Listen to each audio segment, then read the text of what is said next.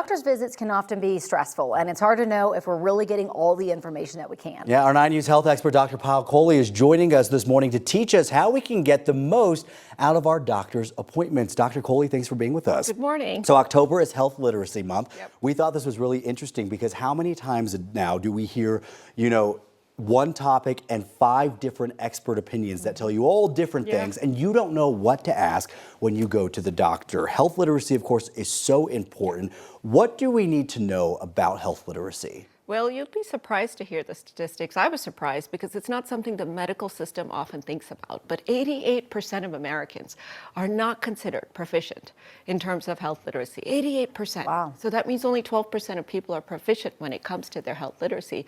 And you can imagine the consequences, right? More chronic health problems, more medication mistakes, less preventive visits, which all leads to more healthcare costs. So it's not just a problem of communication, it's actually impacting the care you receive, the prognosis that you're going to have, and really the care that the entire system is able to give. So I'm so glad that we're talking about this. So if you have a doctor's appointment coming up, probably more so like a GP where they're kind of looking at everything, how do you prepare for those appointments? Yeah, so it's so important to prepare. Do not go in cold. In fact, when I have clinic on my clinic days, I actually go in early in the morning and I have a little agenda. So I look at every patient before I see them and I know exactly what I'm going to talk to them about. So the doctor comes in with an agenda. I want you to go in with an agenda as well. And that's usually kind of the top 3 things that you want to discuss with them.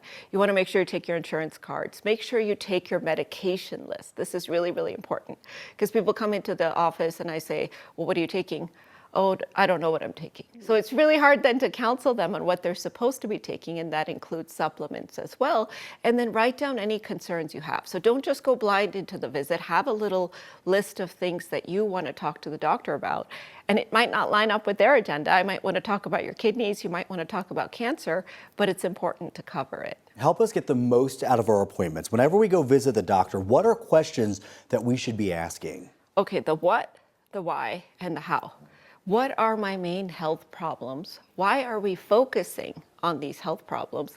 And how are we going to address these health problems? And so that means understanding what the issue is so that you can understand both the tests and the treatments. I can't tell you how many times patients think if I'm starting another medication for their blood pressure, it means they're supposed to stop the medicine that they're on. And then that leads to a problem because the reason I'm adding a medicine is because it's not well controlled. So getting a fundamental understanding of what's going on, why the doctor is either ordering more tests or adding more medications, and then making sure that you understand what your little to-do list is. So you need to leave that appointment with a list of things to do so that you can be prepared, follow up, and then be ready for that next appointment.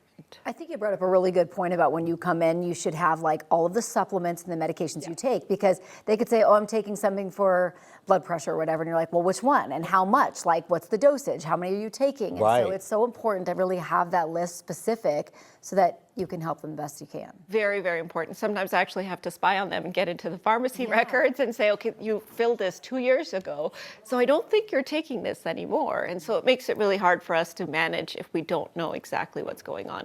So your job is to bring the information to the doctor. And I like to do a little thing called a repeat back with my patients. So if I give them an instruction, I say, okay, repeat it back to me. Yeah. Yeah, and so they say, okay, Dr. Coley, I'm going to add this blood pressure medicine. I'm going to take it once a day, then I'm going to get my blood checked in a month, and if I feel dizzy, I'm going to call you. And that's exactly right. I also encourage my patients to record me.